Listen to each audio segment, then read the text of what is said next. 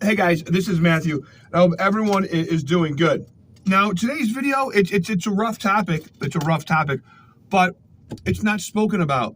It's not spoken about. It is by some people that the Most High God is raising up. Some people who have unfortunately gone through the things I'm going to talk about. And man, is it terrible. It's just terrible what is going on in this world. Many things happen in secret societies that have been taking over the churches. This is why it's Babylon the Great. The churches have been taken over. Most of them, I'm sure there's some good ones out there, but most of them have in fact been taken over. A good tree bears good fruit.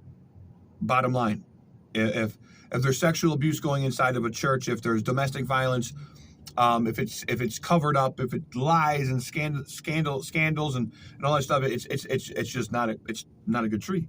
It's not bearing good fruit. It was doing pagan traditions. It's bearing pagan fruit. And we're going to talk about some things, like I said, we're very disturbing. There's many people in this world who are completely lost. They're drug addicts. They're living in a hotel somewhere or on the street somewhere, and they don't know what happened to them. They don't know how they got there. They're 30, 35, 40 years old, and they're all they know is they feel pain inside. They feel anxiety, and they need some kind of a substance to heal that pain or the anxiety. They don't know what happened to them. There's a very devilish thing called satanic ritual abuse, and God has chosen ones that the devil wants to steal.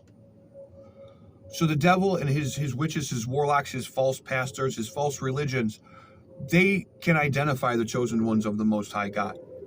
And at a very young age, there is assaults carried on by them, that their family are controlled, the doctors they go to may be controlled, and people they're put around are controlled.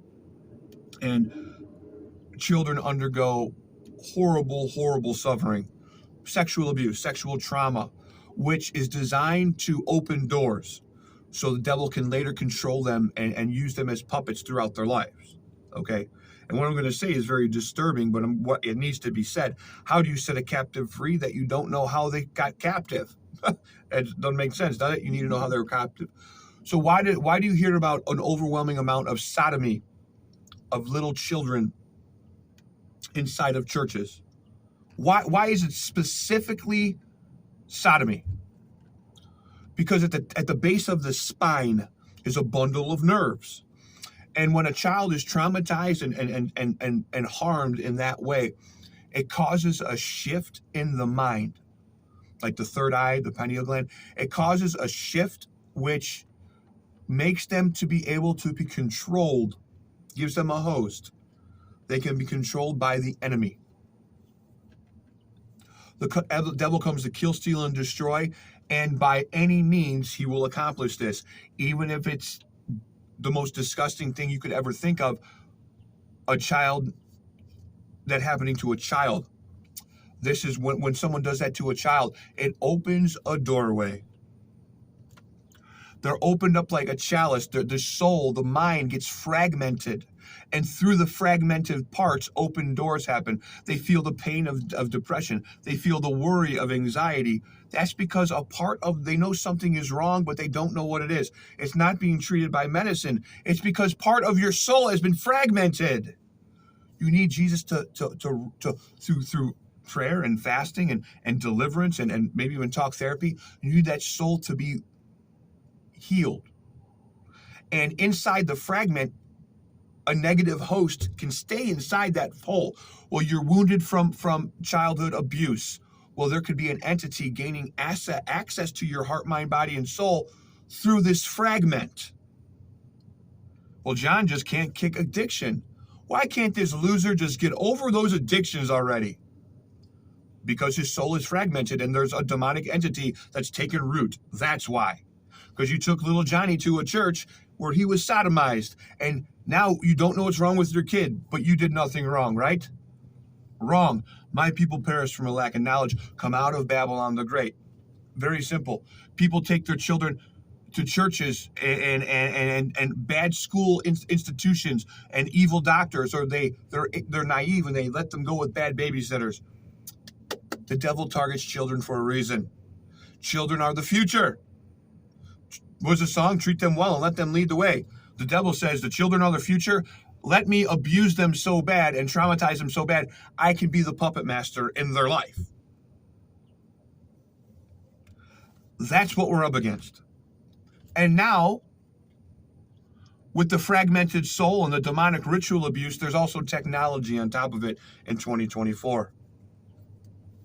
Which technology, you would not believe what type of technology they have through AI and quantum computing. Modern day Towers of Babel, Nimrod, Tammuz. This is why you go to Roman Catholic papacy or all these churches and children are being horribly abused in horrible ways. So we have to understand what we're trying to heal. What are you trying to pray for? Well, I just want them to heal specifically. Abba Father, you pray. I pray that soul wounds, fragmented parts of the soul are healed, delivered from trauma. Any doors open from childhood, neglect, abuse, abandonment, those are shut. We need to have those shut. People need healing. They need to forgive. And this is just a brief outline to get people familiar with this, because I believe there's a great number of us that's getting ready to be dispatched. And we're being trained right now. We're going to be dispatched, and we're going to be praying for people for healing and deliverance, and we're going to be tools of righteousness, not tools of destruction. The devil has his dark people, witches and warlocks, that are doing witchcraft on people, many who are abuse victims. And when these witches and warlocks want to put a curse on you, they target your trauma. Well, that man, I know he was a drug addict. I know she was raped. I know they were beat up by their dad. That's where they launched their spiritual attacks at.